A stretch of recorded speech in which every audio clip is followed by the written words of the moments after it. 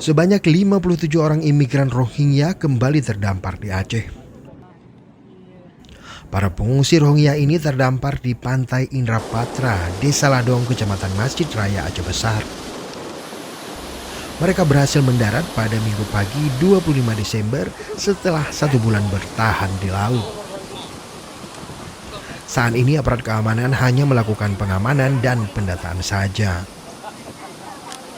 Sementara untuk tindakan lebih lanjut masih menunggu arahan dari instansi terkait. Dari hasil pendataan, para imigran tersebut semuanya berjenis kelamin laki-laki.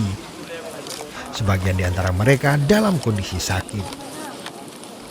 Dari Aceh Besar, Tim Liputan Aceh Video.